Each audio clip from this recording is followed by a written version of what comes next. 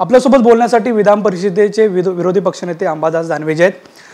दानवेजी, आज श्रीकांत शिंदे यांचं नाव घोषित केले, देवेंद्र फडणवीसांनी हे नाव जाहीर केले। काय भावना आहेत, कशी पद्धतीने लढत होईल तुमची आणि त्या शिवसेने म्हणजे शिंदे गटाची आणि ठाकरेंच्या गटाची, दोन्हींची लढत होईल, काय भावना आहेत? वाटतं फडणवीस भारतीय जनता पार्टीचे नेते आहेत, त्यांनी शिंदेंची उमेदवारी जाहीर केली। माझा प्रश्न असा आहे की शिंदेंची उमेदवारी जाहीर केली, शिंदे कमळाच्या चिन्हावर निवडणूक लढणार आहे का दुसऱ्या कोणत्या चिन्हावर निवडणूक लढणार? कारण फडणवीसांनी उमेदवारी जाहीर केली म्हणून आमच्या मनात सहज शंका निर्माण झाली। नक्कीच, मात्र पाहायला गेलं तर या अगोदर त्यांच्या मतदारसंघात जाऊन मोठमोठ्या प्रचार सभा घेतल्या किंवा दिग्गज गेलेले होते। स्वतः आदित्य ठाकरेंचं नाव हे श्रीकांत शिंदेंनी बोलताना घेतलेलं आपल्याला पाहायला मिळते। म्हणजे दिग्गज उमेदवार उभं करणार असं एकंदरीत उद्धव ठाकरे म्हणत होते। मात्र आता उद्धव ठाकरेंची भूमिका ही तुम लढो हम कपडे सांभाळते अशी उद्धव ठाकरेंची भूमिका आहे, असं एकंदरीत आरोप जो आहे तो श्रीकांत शिंदेंनी केलेला आपल्याला पाहायला मिळतो। मला असं वाटतं एक चांगला उमेदवार त्या ठिकाणी शिवसेनेनं दिलेला आहे, एक महिला म्हणून सुद्धा आणि एक ॲग्रेसिव्ह आक्रमक कार्यकर्ती शिवसैनिक म्हणून सुद्धा एक चांगला उमेदवार दिलेला आहे। मग तो ज्यावेळेस निवडणुकाचा प्रचार सुरू होईल आणि मतमोजणी होईल त्यावेळेस निश्चित त्यांना कळेल की उमेदवार कमी आहे, कच्चा आहे का पक्का आहे। निश्चित ज्या भगिनी दिलेल्या आहे या अतिशय मजबूत, अभ्यासू, विकासाची जाण असलेल्या आणि लढाऊ शिवसैनिक म्हणून आहेत आणि त्या विजय प्राप्त करतील।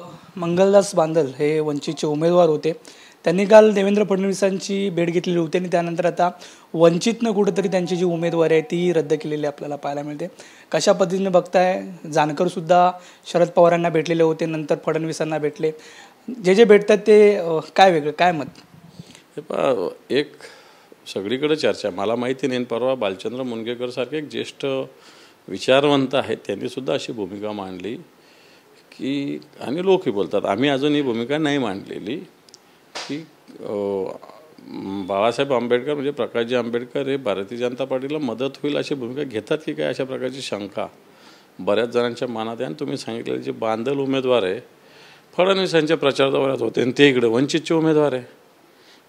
एक मला असं वाटतं बारामती मतदारसंघात की बारामतीच मतदारसंघात हर्षवर्धन पाटलांच्या तिथे त्यांच्या बैठकीत सहभागी झालेले होते आणि इकडे ते वंचित म्हणजे वंचित आणि भारतीय जनता पार्टी परस्पर भूमिका घेते की काय, अशा प्रकारच्या त्या बांदलांच्या वृत्तीमुळं मला असं वाटतं एक शंका निर्माण झालेली। शेवटचा प्रश्न, एकनाथ खडसे यांचं भाजपमध्ये पक्षप्रवेश होणार अशा एकंदरीत ज्या चर्चा आहेत, काय वाटतं भाजप पक्षप्रवेश होऊ शकतो? मला माहिती नाही, मी हे ऐकलेलं आहे, परंतु ज्या पद्धतीनं वेगवेगळ्या चौकशांचा ससेमिरा एकनाथजी खडसे एक ज्येष्ठ नेते, महाराष्ट्राचे नेते ते ज्येष्ठ, ज्या पद्धतीनं भारतीय जनता पार्टीनं त्यांचे हाल केले, एक भारतीय जनता पार्टी तळागाळात नेणारा एक नेता, विरोधी पक्षनेता, मंत्री, ही सगळी भूमिका पार पाडल्यानंतर भारतीय जनता पार्टीनं ज्या पद्धतीनं वेगवेगळ्या चौकशा त्यांच्या मागे लावल्या, कुटुंबियांना त्रास दिला, हे पाहता पुन्हा जर भारतीय जनता पार्टीकडं त्यांनी यावं अशी भारतीय जनता पार्टीची जर इच्छा असेल तर मला असं वाटतं या दोन्ही बाबी बघितल्या पाहिजे। योग्य कोण? जर तुम्हाला भारतीय जनता पार्टी पुन्हा एकनाथ खडसे पाहिजे असेल तर याचा अर्थ तुम्ही याच्या आधी घेतलेल्या भूमिका त्यांना त्रास देण्यासाठी घेतलेल्या होत्या, हे क्लिअर दिसतंय। तर जर गेल्या तर आघाडीला कुठेतरी थोडीशी बिघाडी होऊ शकते का, किंवा थोडं वजन कमी होऊ शकतं का? मला असं वाटतं जर तरच्या प्रश्नाला काही अर्थ नाही आहे, पाहू अजून काय होतं। नक्कीच, धन्यवाद टीव्ही9शी बातचीत केल्याबद्दल। एकंदरीत जर पाहायला गेलं तर भाजपने ससेमिरा लावलेला होता आणि त्यानंतर सुद्धा जर एकनाथ खडसेंना घेत असेल तर कुठेतरी हे विचार करण्यासारखा एकंदरीत अशी प्रतिक्रिया अंबादास दानवे यांनी दिलेली आपल्याला पाहायला मिळते। एवढे अथर्वसोबत नंदकिशोर गावडे, टीव्ही9 मराठी, मुंबई।